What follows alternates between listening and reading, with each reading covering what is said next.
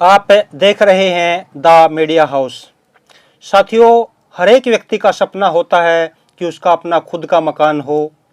आज प्रत्येक व्यक्ति शहर की तरफ जाने की सोचता है, लेकिन वो किराए के मकान में रहता है। मेहनत करके उसका सपना होता है कि उसका खुद का मकान हो, लेकिन कई बार ये देखने में आता है कि जब एक व्यक्ति एक मकान से दूसरे मकान में जाता है तो उसका जीवन बदल जाता है। कुछ व्यक्ति अमीर से गरीब बन जाते हैं और कुछ व्यक्ति दूसरे मकान में जाने से गरीब से अमीर बन जाते हैं। इसका क्या कारण है, वास्तु से इसका क्या दोष है, तो हम आज बात करेंगे कि मकान बनाते समय व्यक्ति को किन किन बातों का ध्यान रखना चाहिए। आज हमारे साथ हैं पंडित त्रिलोक दत्त शर्मा। गुरुजी प्रणाम। राम राम। कैसे? गुरुजी, आम बात देखने में आती है कि काफ़ी मेहनत करके एक व्यक्ति मकान बनाता है, लेकिन बहुत से व्यक्तियों को उस मकान में जाने के बाद कई प्रकार की समस्याओं का सामना करना पड़ता है। तो पहला सवाल आपसे यही है कि व्यक्ति को मकान बनाते समय किन किन बातों का विशेष ध्यान रखना चाहिए। बहुत अच्छी बात पूछी।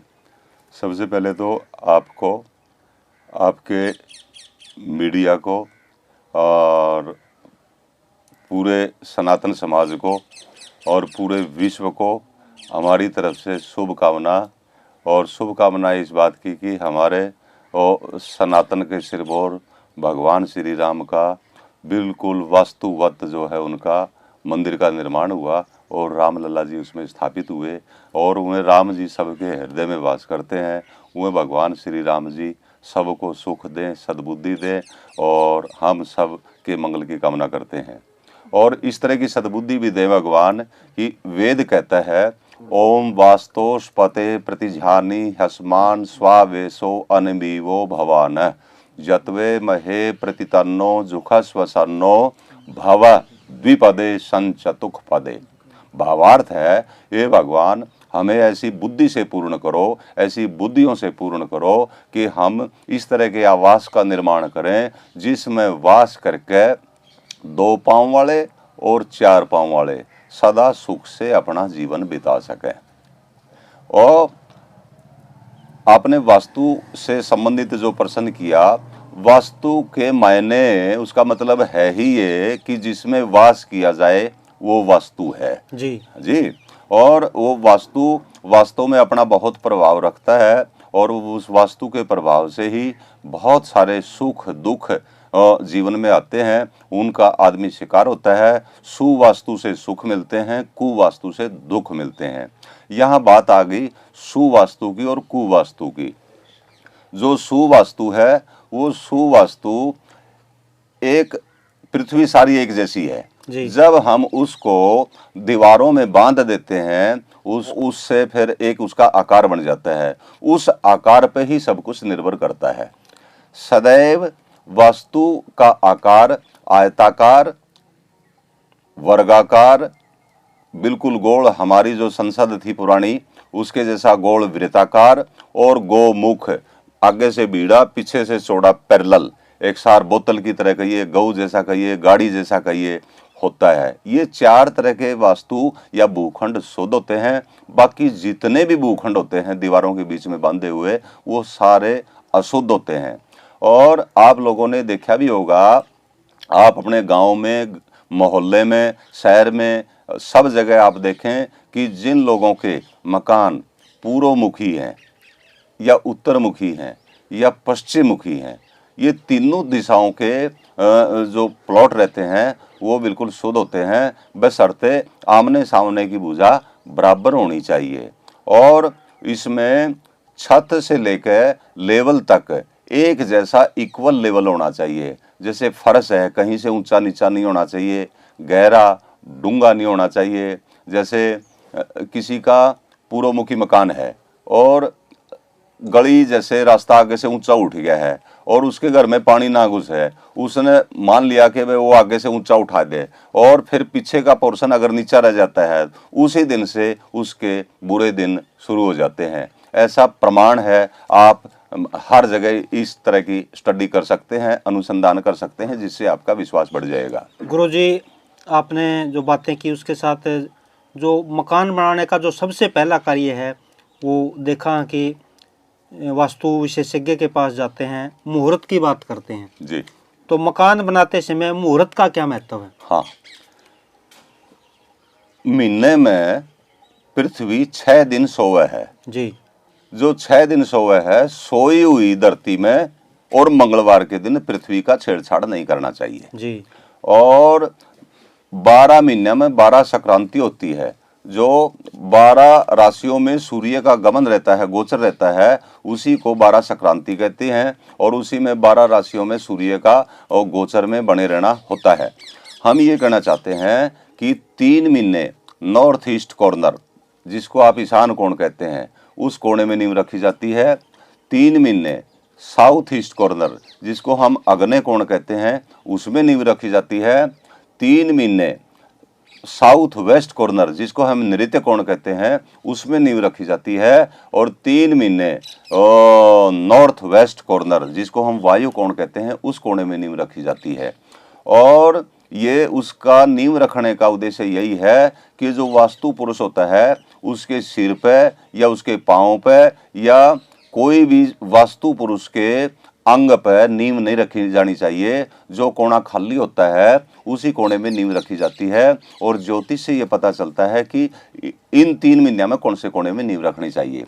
प्रथम तो यही है कि अच्छे मुहूर्त में चंद्रमा वगैरह देख के, मंगलवार छोड़ के, वास्तु महीने में जो 6 दिन धरती सोई हुई होती है, उन दिनों में जो है नींव नहीं रखनी चाहिए, भूमि नहीं छेड़नी चाहिए, भूमि पूजन नहीं करना चाहिए। गुरुजी, ये तो आपने बताया मुहूर्त का और नींव रखने का। जी। अब बात आती है, बहुत से जो लोग हैं वो पहला जो कदम होता है, एक बार नींव भरवाकर मकान को छोड़ देते हैं। जी। तो शुरुआत करके मुहूर्त से लेकर नींव पूरी होने तक जी। किन बातों का ध्यान रखना चाहिए? हाँ, प्रथम तो यही है कि पृथ्वी, जो हमें ये ज्ञान होना चाहिए कि महीने में जो 6 दिन पृथ्वी सोवे है, उन दिनों में नींव नहीं रखनी चाहिए, मंगलवार को नहीं रखनी चाहिए। और फिर उसके उपरांत जो है परिक्रमानुसारेण, जैसे सूर्य चलता है क्लॉकवाइज, वैसे नींव भरनी चाहिए बार की। और उसके भीतर फिर जो वास्तुवत, भारतीय वैदिक वास्तुवत जो नक्शा बनाया है, उसी के अनुरूप जो है उसकी नींवें भरनी चाहिए। जैसे अग्नि कोण में अग्नि से संबंधित कार्य होना चाहिए। नैऋत्य कोण में घर के मुखिया, घर के बड़े बुजुर्ग, धन, संपदा, कागज पत्र, ये सब रखने चाहिए। और वायु कोण में आने जाने वालों के लिए रूम वगैरह बनाना चाहिए, या ड्राइंग रूम बनाना चाहिए, या बैठक बनानी चाहिए। और जो ईशान कोण रहता है, वहाँ पूजा का स्थान, पानी, फूल पौधे, तुलसी आदि का स्थान रखा जाता है। इन सब बातों का ध्यान रखते हुए नींव भरनी चाहिए। आपने गुरुजी कोण बताए, तो दिशा के हिसाब से ये कहाँ कहाँ हो सकते हैं? दिशा के हिसाब से पूर्व से दक्षिण के बीच में अग्निकोण होता है जी। दक्षिण से पश्चिम के बीच में नैऋत्य कोण होता है, पश्चिम से उत्तर के बीच में वायु कोण होता है, और उत्तर से पूर्व के बीच में जो कोण रहता है, जिसको हम ईशान कोण कहते हैं, वो ईशान कोण होता है। गुरुजी, अब बात आती है छत लगाने की। जी। जब मकान की छत लगाएं तो उसमें किन किन बातों का विशेष ध्यान हमें रखना चाहिए? हाँ, 28 नक्षत्र होते हैं, जिनको हम 27 नक्षत्र करके गिनती गिनते हैं। 27 नक्षत्र पूर्ण होते हैं। एक अभिजीत नक्षत्र होता है, उसके स्वामी विष्णु होते हैं, इसीलिए वो प्रतिदिन होता है। वो 28वें दिन नहीं होकर के प्रतिदिन होता है। 27 दिनों में 27 नक्षत्र होने से लास्ट वाले 5 नक्षत्र पंचक कहे गए हैं। उन पंचक नक्षत्रों में 5 काम नहीं करने चाहिए। एक छत नहीं लगानी चाहिए, एक दाह संस्कार नहीं करना चाहिए, और एक भवन के लिए लकड़ी इकट्ठी नहीं करनी चाहिए, और दक्षिण दिशा की यात्रा नहीं करनी चाहिए। इत्यादि काम पंचकों में वर्जित है, जिनमें से छत भी है। छत भी पंचक में नहीं लगानी चाहिए, जो चार्ट से, कैलेंडर से, पंचांग से पता चल जाता है कि किन दिनों में पंचक रहते हैं। गुरुजी, मकान बनाने में जिन चीज़ों की आवश्यकता होती है, उनमें एक मुख्य होता है लोहा। और लोहे के बारे में भी ये बात की जाती है कि किस किस दिन नहीं खरीदना चाहिए। तो इसके बारे में अगर कोई विशेष बात है तो बताएं। हाँ, लोहा किसी दिन भी खरीदा जा सकता है जी। और शनिवार का लोग वहम करते हैं, बिल्कुल भी वहम नहीं होता। हाँ, पुराना जंग लगा हुआ लोहा शनिवार को नहीं लेना चाहिए। बाकी किसी भी दिन किसी भी समय भवन आदि के निर्माण के लिए लोहा परचेज किया जा सकता है। गुरुजी, जब मकान कंप्लीट हो जाता है और उसमें हम प्रवेश करते हैं, उसमें दान पुण्य भी हम करते हैं, और जब प्रवेश करते हैं तो इस चीज़ का कितना महत्व हमारे धर्म में है? बिल्कुल, देखिए, भवन बनाने के समय में बहुत सारी बातें ऐसी होती हैं जो शुद्धि की अशुद्धि की ओर की होती है। पहली बात तो यह है, मकान जब पूर्ण हो जाए भवन, उसके बाद ही प्रवेश करना चाहिए जी। फिर उसमें सदैव अग्नि का वास रहता है, जैसे रसोई का और का उस दिन जिस दिन गृह प्रवेश करें उस दिन अग्नि आदि का वास उसमें सही होना चाहिए। जो गृह मुखिया है, गृह स्वामी है, उस दिन जिस दिन गृह प्रवेश हो उस दिन उसके चंद्रमा बहुत शुद्ध होने चाहिए। जैसे दूसरे 5वें 7वें 9वें 10वें 11वें घर में चंद्रमा होंगे उनकी राशि से तो वो बहुत शुभ होते हैं। अग्नि का वास देखना चाहिए, बहुत शुभ होता है। और गऊ को, अपनी कन्याओं को, बहन बेटियों को और ब्राह्मण को आगे करके घर में प्रवेश करना चाहिए। गुरुजी, कोई और विशेष बात अगर रह गई हो तो जिन हाँ। बातों का ध्यान रखना चाहिए? हाँ, जो हमारा भारतीय वैदिक वास्तु है और उसका वैदिक वास्तु का सिद्धांत है, उसी के अनुरूप भवन बनाने से सुख मिलता है, समृद्धि आती है, आयु बढ़ती है, संतानें बुद्धिमान होती है और वंश वृद्धि होती है। इसलिए शुद्ध वास्तु कैसे बने, अच्छे वैदिक वास्तुकार से जान करके उसकी राय लेकर के ही भवन बनाना चाहिए। आजकल के हमारे जो वास्तुकार हैं वो बहुत अच्छे हैं।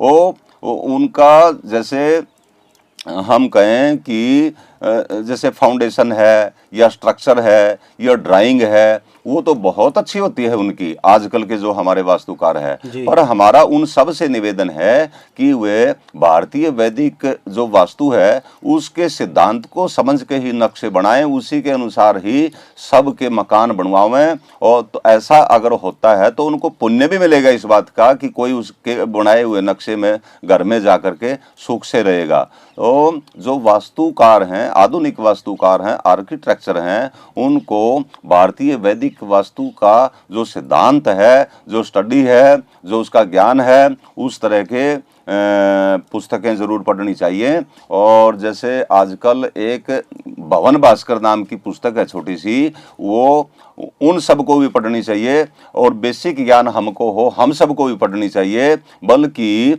विरासत में हमें अपने बच्चों को भी वो ज्ञान देना चाहिए। और जैसा कि हम आपको बता दें, जैसे कोई शुभ अवसर है, कोई गृह प्रवेश ही आपने किया है, कोई शुभ मंगल कार्य किया है, कोई विवाह शादी है, कोई और है, उस तरह की 100-200 पुस्तकें ला करके वो फ्री में बांटनी चाहिए, जिससे सब लोगों का जो बेसिक ज्ञान है वो बढ़े। और उसी के अनुसार वो फिर जो नक्शा बनाने वाले हैं, वास्तुकार हैं, उनसे वैसे ही डिस्कस करें और उसी तरह से फिर वे लोग अच्छे से नक्शा बनवा करके उसमें वास करें। तो मेरे को लगता है उन लोगों का जीवन सुखी रहता है, उनकी पीढ़ियां सुखी रहती है। तो साथियों, आपने पंडित त्रिलोक दत्त शर्मा से सुना कि मकान बनाते समय अपने आप को किस तरह की सावधानियां बरतनी चाहिए और किन किन बातों का ध्यान रखना चाहिए। द मीडिया हाउस बरवाड़ा की ये प्रस्तुति आपको कैसी लगी, इसके बारे में अपने विचार जरूर दें।